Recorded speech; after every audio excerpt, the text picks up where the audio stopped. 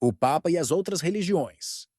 O Papa Francisco tem o hábito bastante comum de dizer coisas que deixam os ouvintes confusos e esperando que ele tenha dito algo diferente do que realmente disse. No final da sua recente viagem a Singapura, o Papa deixou de lado as suas observações preparadas para um grupo interreligioso de jovens e ofereceu algumas reflexões gerais sobre a religião. Como os seus comentários foram improvisados, faltava-lhes naturalmente a precisão que normalmente teria um texto preparado, e por isso esperamos que o que ele disse não fosse exatamente o que queria dizer. O Papa Francisco teria sugerido que as religiões são como línguas diferentes para chegar a Deus, mas Deus é Deus para todos. Visto que Deus é Deus para todos, então somos todos filhos de Deus.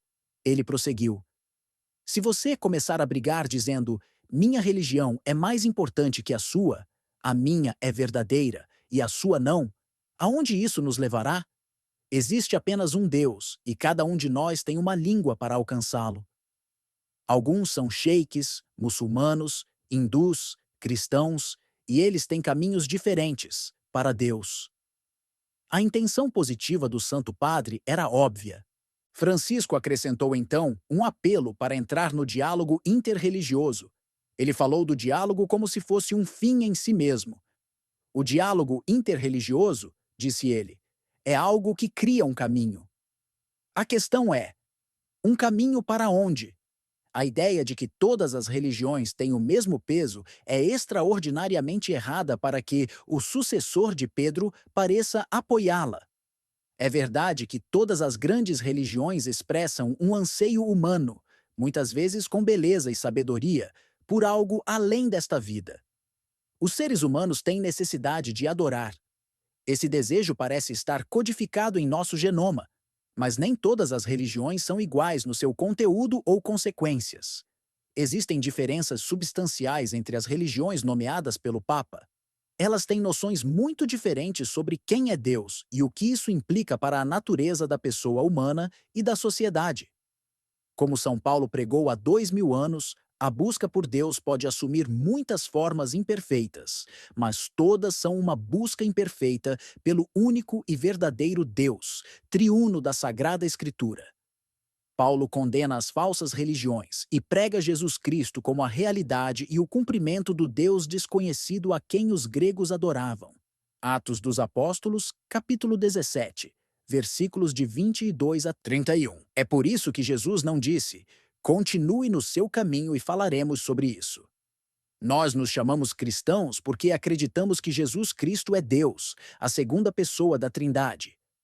Desde o início da nossa fé, os seguidores de Cristo foram os únicos entre todas as religiões do mundo que aceitaram como verdadeira a afirmação extraordinária de Cristo, de que ele é Deus. Em parte por causa dos seus milagres, em parte por causa da sua pregação, mas, em última análise, pela sua morte e ressurreição corporal. Os cristãos sempre acreditaram que esta realidade torna o cristianismo categoricamente diferente de todas as outras religiões e, por sua vez, exige um compromisso total das nossas vidas. Para conhecer a cristologia da Igreja, basta ver o Novo Testamento, o Concílio de Nicéia, o Concílio de Éfeso, o Concílio de Calcedônia, o Concílio de Trento, o Concílio Vaticano II, o Catecismo da Igreja Católica e o documento do Vaticano Dominus Iesus, entre muitos outros, que ensinam claramente sobre a divindade de Cristo e o seu papel único na história da salvação. Sugerir, mesmo que vagamente, que os católicos trilham um caminho para Deus mais ou menos semelhante com os de outras religiões, retira o verdadeiro sentido do martírio. Por que dar a vida por Cristo se outros caminhos também nos levam para o mesmo Deus? Tal sacrifício seria insensato. Mas o testemunho dos mártires é tão importante hoje como sempre foi. Vivemos numa época em que a religião dominante é cada vez mais a adoração de si mesmo. Precisamos dos mártires e de cada um de nós, como verdadeiros confessores de Jesus Cristo, para lembrar a um mundo incrédulo que o caminho para uma vida verdadeiramente rica é entregar-se totalmente para os demais, para o outro. O bispo de Roma é o chefe espiritual e institucional da Igreja Católica em todo o mundo. Isso significa, entre outras coisas, que ele tem o dever de ensinar a fé com clareza e de pregá-la com espírito evangelizador. Comentários imprecisos só podem levar à confusão.